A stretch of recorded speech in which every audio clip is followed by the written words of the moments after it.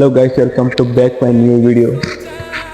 আমি গতকালকে ইনস্টাগ্রামে একটা শর্ট ছেড়েছিলাম, ইউটিউবে ছেড়েছিলাম, যেটা মিনিমাম ইনস্টাগ্রামে ভিউজ গিয়েছিল 5,500 ভিউজ গিয়েছিল। ঠিক আছে, আমি এতটুকু বলবো যে কোনো বিশ্বাস ছাড়াও না, মোটিভেশন দরকার। আমি অনেক ইউটিউবার থেকে মোটিভেশন নিয়েছি, তারপর আমি ইউটিউব চ্যানেল বানিয়েছি, ইউটিউবে ভিডিও থাকছে। ঠিক আছে, যে লেবার আমাদের বাড়ির সাইডে ফাইডেও অবশ্যই আছে লেবার, তো কামটাকে আমি ছোট করছি না, কিন্তু ভাই পরিশ্রম অনেক কাজে, প্রচুর পরিশ্রম।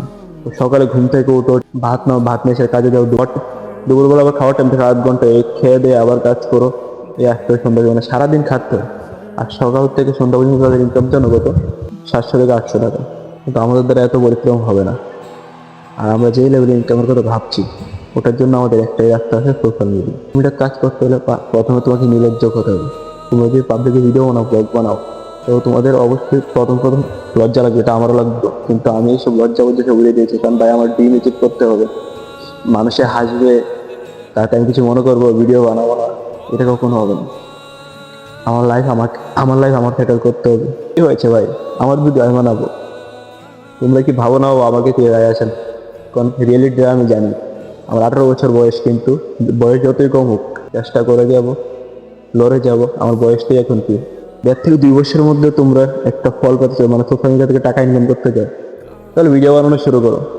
কারণ ভাই ইনকামটা কোন লেভেলে, সোশ্যাল মিডিয়া কোন লেভেলে ইনকাম তোমাদের দিতে পারে সেটা তোমরা ভাবতে পারো না। ঠিক আছে, অনেকে অনেক কথা বলবে, এমন ইনকাম হয়নি, কত মানুষে কত ইনকাম করে উল্টিয়ে নিয়েছে, অনেক কিছু বলবে, কিন্তু তোমরা তো রিয়েলিটিটা জানো।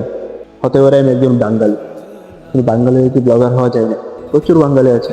আমি বিলং করি ত্রিপুরা থেকে, ত্রিপুরাতে প্রচুর ব্লগার আছে।